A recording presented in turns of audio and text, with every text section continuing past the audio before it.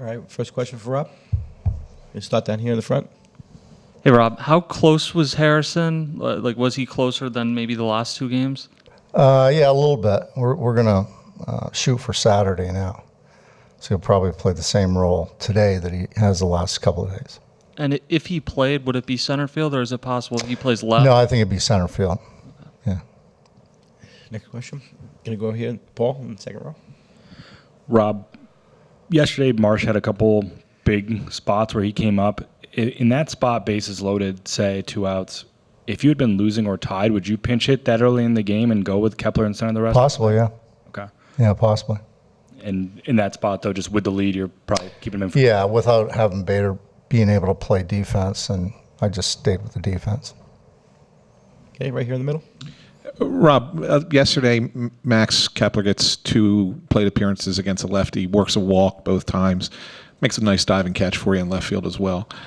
Encouraged by those at-bats against left-handers, and is there something that you can kind of take from that going forward here? Yeah, I am, and I'm encouraged by Marsh's at-bats, too. He had a bullet off of Kershaw that was pretty impressive. You know, the one at-bat, he got in the hole with the clock violation, but yeah, both those guys, I've liked their at-bats against lefties. Next question. I'm going to go back to Paul and then to Destiny. Rob, I know you didn't use Duran last night, but he was up in the 7th. He threw quite a bit in the bullpen. Is he still available for 2 full tonight if you need him? Yeah, I haven't talked to him, but I'm sure he is. He'll give us whatever we need. Good, Destiny. If you guys win today, will you wear the powder blues for Game 5? Not sure. That's all I got. Who we got? Next question. We good here? Okay. Thanks, Rob. Oh, Yep. Thank you. All right, well, questions for Bryson and Alec?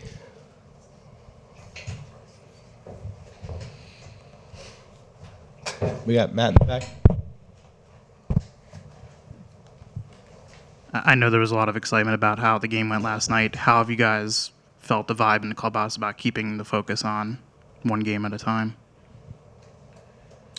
I mean, it's one game, win or go home. So, yeah, I mean, nobody's really worried about yesterday or tomorrow. It's just come do our job today and play a game. For both of you guys, Bryson, I think you've made the playoffs every year. You've been in the majors. Alec, you've been in the playoffs almost every season. You ever take a step back and maybe appreciate the opportunities you've gotten so early in your career to play so often in October? For me, yeah. Obviously, you play with guys who played 9-10 years and never make the playoffs. And I always remember JT saying, I waited 9 years for this, and you do it in your first 7 months. So you never take it for granted, and obviously you want to finish the job. But at some point you do look back and you're like, we made strides, we made the playoffs and things like that. But obviously the ultimate goal is to win the World Series. Okay, we go to Bob. When Schwarber hit that home run in the 4th inning, just tie the game, was still a lot of game to be played. But what did that do to you guys? It seemed like it just lifted a huge weight off your shoulders. Yeah, I think obviously that's that's pretty typical with us. Schwarber's usually the guy that pops a big homer to kind of give us a lead or get us going, whatever it might be. So I think, in that scenario, I think that kind of made the hitting get contagious a little bit, and then we started to string some things together and have good at-bats and just kind of keep the pressure on. Okay, I'm going to go hit a first row. For both of you guys, what did it say about Nola, I guess, that he bought into that plan yesterday, given what he's accomplished, to just kind of be the opener and hand it off to Ranger? That's Aaron Nola in a nutshell. He wants to win and the ultimate team player, and he'll do anything that's asked of him, if that's 1 out, if it's 3 outs, if it's 6 innings, and he's just all the way bought in, and you'll never hear a peep from him. So that was huge yesterday. Okay, I'm going to go to Paul in the second row. Bryson, you mentioned JT. Obviously, the goal every year is to win the World Series. Does this year's run feel different at all for either of you guys, I guess? Since you got JT and Schwarber maybe becoming free agents and you don't know what the future is going to be, Ranger too. Does this year feel any different than the past runs? A little more urgency at all? I think the urgency's kind of always there. Obviously, you go into each year knowing that odds are the clubhouse is not going to look the exact same, no matter who it is, from different free agents year to year and guys that come in for 1 year and things like that. But yeah, I think the urgency is always there, and those are two big pieces for us. So just having those guys around and focusing on today and winning today and going from there. You stay right there on the second row. For both you guys, I mean, this team has been resilient not only last night, this season, but the past few seasons. What are the qualities of the core that enable you guys to kind of bounce back when you hit adversity? What is it about you guys that enables you to respond most of the time? I think a little bit of it is just like, we're in the big leagues, and nobody really cares whether you're down 5 runs, 6 runs. Like, I think, our job is to play the game, no matter the situation, the scenario, down 0-2, down in a series, a game, or whatever it is. We come to the park and we play the game. And if we find ourselves down in the 7th inning, it's not, looking forward to the next day or whatever it might be. We just keep playing the game. And I think up and down the lineup, we have a lot of pieces that can spark some big innings, and we also have some arms that can, shut things down towards the end of the game, that can keep us in a game and give us a chance to come back. So I think all that just kind of stems from just guys playing the game and doing their jobs and not really being so worried about the scoreboard or anything like that. And I think for my point of view, we have so many veterans and guys that have kind of seen everything and been through everything, or know someone or played with someone that's been up 2-0 or down 0-2 or anything like that. So just kind of being able to lean on them and listen to kind of what they were going through back then and things like that when it's already happened to them is big. And I think experience is a big thing for our group. I'm going to go back to Bob. Bryce Harper's been saying the last couple of days how much you guys enjoy playing, at Dodger Stadium in Los Angeles. But the fact you guys played well out here 3 weeks ago, does that have any carryover effect to what's going on now here? I mean, I think it could not, but I think it's one of those things where there's not that little thing on your shoulder saying we don't play well here. So I don't think it is necessarily like, oh yeah, we know we dominate in Dodger. I don't think that's a thing, but I do know that nobody's saying, oh, we don't play good here. So I think that's more so, I guess, the lesser of two evils, maybe. I'm going to go Marcus on the left. Bryson, you said one of the reasons you guys are so resilient and confident is because you have so many veterans. Do you feel like a veteran now? Alec, do you feel like you're like one of those guys? Because, you've been in a lot of different situations, a lot of different scenarios. I mean, we always joke about it, and we'll go on the road in spring training, and we'll say maybe next year, because there's still a lot of people with more time than us. But I think for me, just service time-wise, I don't put myself in that group yet. Obviously, I've been here now 4 years, and played in a lot of big games and things like that. So I think just from when the Kemps and Wilsons and things like that, I think I have answers now. Whereas 2-3 years ago, I was the one asking the questions, and I'm still asking questions to Schwarber and Bryce and those guys, but just being able to have answers now, I think you kind of get that feeling a little bit, but yeah, like I said, there's just so many years and years, and I think D-Rob debuted when I was in 7th grade, so we got some catching up to do for sure. Yeah, I mean, we definitely have some big league experience, but in this clubhouse, we're not the vets for sure. I mean, it's also like, I think there's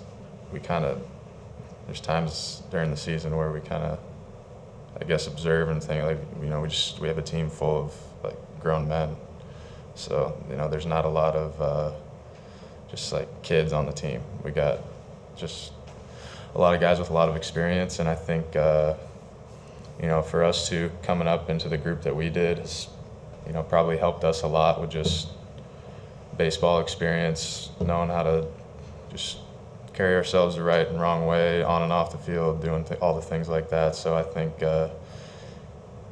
we're experienced, but we're not the vets. You go back to Matt and back.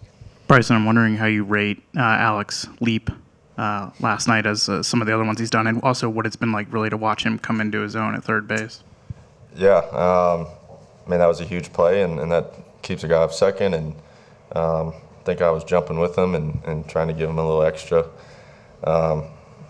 inches to the vertical, but just kind of watching and being there since 19 and 20 at the outside and things like that. It just shows that when you want to do something and you buy into it and you don't listen to everybody on the outside and you just put your head down and do what you need to do, it's a walking testimony, and it's pretty fun to watch him over there. Go back to Marcus.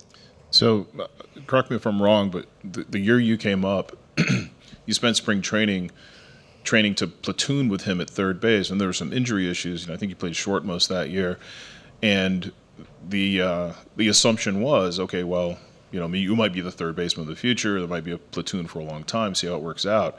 And he's played third base pretty much every day since then. Do you remember that time, and can you address how you've seen him sort of grow defensively? There were projections he was going to play first at some point, that sort of thing, and now he's a pretty good third baseman. Yeah, that was a weird spring training for me. It was all about making the team and things like that, and it was, you're going to play shortstop, you're going to be our shortstop if you hit and you defend in spring training, if you got to earn it. And then I think it was 2 days left to spring, and they asked if I could play third, and I was like, I guess I'll try. And that's just kind of how that came together. And we alternated the first couple. I think I only played 2 games there, but then moved over to short, and then the second when Segi got hurt, and then back to short. So, it was never this is what we're going to do, this is how we're going to do it. It was kind of just getting us both into the games and into the lineup, and we had a kind of a log jam in the infield in 22 and tried to make it work, and didn't really go how maybe they thought it was going to go at the start. And then we both started playing, and watching him now at third is fun, like I said, and it's been a lot of growth. You gonna follow up? Let him follow up, yeah. And Alec, what were your thoughts in that spring training, and how satisfied, I guess, are you the way things evolved? Yeah, that year, just going into the season with kind of where we were, we kind of, I think, both got to the point of all right, we're just gonna get the matchups that are most beneficial to us, and we're gonna do the most that we can with those, and try to just, I guess, as 2 young players, just kind of find our way in the big leagues and try to produce. And I think baseball kind of happened, and we had a couple injuries here and there. He bounced around from third, short, second, and was hitting all over the lineup. And then we fast forward to the end of that year, and we find ourselves playing shortstop and third base in the World Series. So I think it was kind of for, I guess, us, just kind of developing a pretty cool year. But I think it just kind of, the season started, and one thing after another kind of happened, and just ended up the way it ended up. Take the last one here, Destiny. For both of you guys, what has it been like to watch Kyle Schwarber's season up close, and what do you learn from him when you watch him in the cages before the game? Kyle's just, I think, the biggest thing I think that I can take away from Kyle is how he doesn't, he's never panicked or anything if it's not really going well. His work's the same, his attitude's the same, his personality's the same, and then you kind of just see him fall right back into, being Kyle and hitting balls 118 miles an hour and just doing all the things he does. So, yeah, I think for us, it's just kind of the way he goes about everything off the field and in the cage, pregame, his routine and all that. He's got a very solid routine. He sticks to it. He doesn't waver from it, and I think that's something a lot of young players kind of see and learn from. Yeah, like you said, it's same guy. If you asked me to just put a blindfold on and after the game ask what his stat line was, I literally couldn't tell you. And I think that's big from a leader, and it's big from our guy that hit 58 or 56 home runs, and he's the voice, and you kind of just, he doesn't need to use his voice sometimes. You kind of just stare at him and know how to act and know how to be a professional. And I think outside of being a great hitter, he's a even better person, and I think that's big, especially from your leader. Thanks, guys. Appreciate it. Thank you. Okay.